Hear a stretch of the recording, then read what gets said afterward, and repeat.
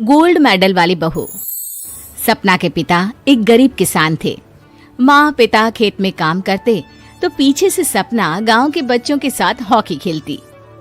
एक दिन शाम को, सारा दिन खेलती रहती है, ये नहीं कि छोटे भाई को संभाले। माँ पता है, मैंने आज हॉकी में पास के गांव के लड़कों की टीम को हरा दिया। अरे वाह वाह मेरी बेटी, शाबाश, ये ले कर रुपया, जा जाकर टॉफी खा ले। सपना खुशी से पिता के गले लग जाती है और बाहर चली जाती है। अरे तुम इसको बिगाड़ रहे हो, मैं ना इसकी शादी ही करा दूंगी। ऐसा कैसे शादी करा देगी? हाँ, अभी तो उम्र खेलने की है। माँ बड़बड़ करती वहां से निकल जाती है। लेकिन शाम को उन लोगों के घर कुछ लोग आते हैं। अरे राम सुखिया, जरा ये तो बतलाओ, सपना के बारे में क्या सोचा है? अरे क्या सोचना है मास्टर जी, पढ़ रही है, जितना पढ़ सकती है पढ़े, फिर शादी करवा देंगे, कोई अच्छा सा गांव का ही लड़का देख लेंगे। अरे तुम तो उसके पिता हो, तुमको कुछ नहीं पता? माँ घबरा जाती है। अरे का मास्टर जी, का पता नहीं, का हो गया? हम तो इनसे पहले ही बोल रहे थे कि लड़की की जात है, संभाल लो। अरे भाभी जी, आप भी ना कभी अच्छा भी सोच लिया करो। अरे सपना क्या खेलती है हॉकी, बड़े से बड़े आदमी भी नहीं जीत पाते हैं उससे। कल गांव में एक टीम आ रही है, लड़कियों की हॉकी खेलने उसे भेज देना, वहां शायद कुछ बात बन जाए। अरे ना मास्टर जी, कोई खेल वेल नहीं करवाना हम लोगों को, वो भी शहर के लोगों के साथ तो बिल्कुल भी ना। शहर के लोगों को ना कोई भरोसा नहीं होता मास्टर जी।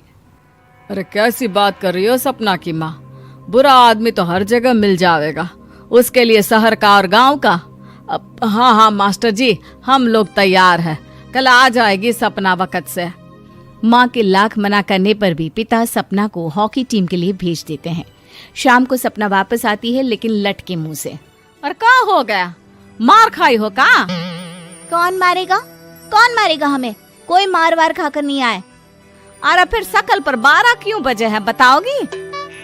देखो माँ, आप समझोगी नहीं, बताकर फायदा क्या है? अरे बिटिया रानी, हम तो समझेंगे ना, हमें ही बता दे। सपना पापा के गले लग जाती है। पापा, मैं ना सिलेक्ट हो गई हूँ भारत की हॉकी टीम में खेलने के लिए। अरे वाह, ये तो बहुत ही खुशी की बात है मेरे बच्चे। फिर मेरी गुड़िया काहे परेशान है? पापा, मुझे दिल्ली जाना पड़ेगा आगे की प्रैक्टिस के लिए। माँ जो सारी बात सुन रही होती है, जोर से चिल्लाती है। एक पैसा नहीं है मेरे पास, समझी? कुछ नहीं दूंगी।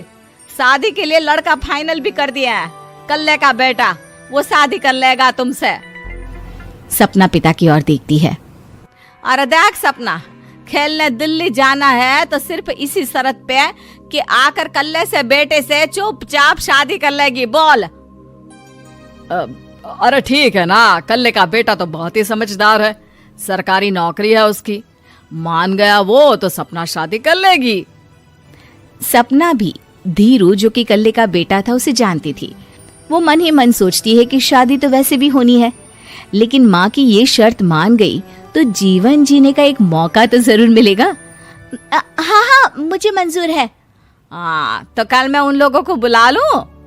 पिता और सपना दोनों एक दूसरे को देखते हैं। अब माँ ठीक है ना, बुलाने की क्या जरूरत है, वो लोग पसंद कर रहे हैं ना मुझे, वही ठीक है। बस आप तो मेरा दिल्ली का बैग पैक कर दो। सपना दिल्ली जाती है, दिल्ली टीम के लिए खेलने के लिए। सपना खूब अच्छा खेलती है और गोल्ड मेडल जीत कर आती है। जब वो गांव आती है तो उसका जोरदार स्वागत होता है। हर कोई सपना सपना चिल्ला रहा होता है। और सपना के पापा, तुम्हारी बेटी ने तो गांव का नाम रोशन कर दिया है। गांव की तरफ से तुम लोगों को गांव में पक्का मकान और सपना को परिषद में पक्की नौकरी देने के लिए हम तैयार हैं। अरे वाह वाह, पक्का मकान, ये तो बहुत अच्छी बात है, लेकिन सपना की नौकरी नहीं चाहिए हमें। हाँ, कैसी बात कर रही हो सपना की माँ? लड़की की नौकरी रहेगी तो अपने पैरों पर खड़ी रहेगी, किसी के आगे झुकने की जरूरत ना पड़ेगी। अरे चुप रहो, हम तो नौकरी ना करते हैं, पर मजाल है कि किसी के आगे झुके हो। ना, हमारी बेटी नौकरी नहीं करेगी। पिता लाख समझाते हैं लेकिन माँ नहीं मानती। और फिर वो दिन भी आ जाता है जब सपना को अपने कहे अनुसार लड़के से शादी भी करनी पड़ती है। ससुराल में ए बहू, तू रोज रोज सुबह कहाँ जाती है? घर का सारा काम निपटा कर कहाँ भागती है? माँ का घर तो पास ही है, वहीं निकल जाती है क्या? नहीं माँ जी, मैं हॉकी खेलने जाती हूँ, मुझे खेलना पसंद है। खेलना पसंद है? अरे कैसी बात कर रही है बहू, शादी के बाद तो कोई लड़की खेलती फैलती नहीं है, वो घर का काम काज देखती है। सपना कुछ नहीं कहती। वो एक रोज कमरे में अपनी अलमारी ठीक कर रही होती है कि तब सुनो, वो जो लटक रहा है ना, क्या बोलते हैं उसे? मेडल। सपना पति की बात सुनकर खुश हो जाती है, उनके पास जाती है। मैं सोच ही रही थी कि तुमने कभी पूछा क्यों नहीं। ये मेडल है, मैंने जीता है। पता है, हॉकी में बड़ा मैदान, बहुत से लोग, 2 टीम और फिर शुरू होता है जुनून। पता है, लगता है जैसे बस जिंदगी यही है, खेलते रहो, भागते रहो, दौड़ते रहो और लक्ष्य को पालो। सुनो ना, मैं ना भारतीय टीम के लिए खेलना चाहती हूँ। माँ, यहाँ तो आ जरा। सपना हैरान हो जाती है कि ये क्या हो गया, पति अचानक से माँ को क्यों बुला रहा है। हाँ बेटा, क्या हो गया? काहे गला फाड़ रहे हो? माँ, ये सपना क्या कह रही है? अरे बीवी तो बोलती ही रहती है बेटा, लेकिन क्या हो गया, चिल्ला क्यों रहे हो? ऐसा क्या बोल दिया इसने? माँ ये बोल रही है कि इसको खेलना है भारतीय टीम के लिए। सपना डर जाती है। नहीं माँ जी, मैंने कहा कि मैं चाहती हूँ कि वो मैं बोला था ना, शादी के बाद कोई खेलता नहीं, घर का काम काज देखता है, लेकिन फिर भी। नहीं माँ जी, ठीक है, मैं घर का काम देखूंगी, कल से मैं खेलने भी नहीं जाऊंगी, माफ कर दीजिए। सपना पति की तरफ देखती है जो माँ की तरफ देख रहा होता है। उसे गुस्सा तो आता है, लेकिन करती भी तो क्या, सास के सामने कैसे पति की क्लास लगाती। अरे बेटा, अब क्यों घूरे जा रहे हो बहू को? माँ, अभी इस बात का फैसला करके जाना, वरना ये तो तेरे कमरे से जाने के बाद मुझे। अब चुप हो जाइए आप, छोटी सी बात का बतंगड़ मत बनाइए। छोटी सी बात? बहू, ये कोई छोटी बात नहीं है।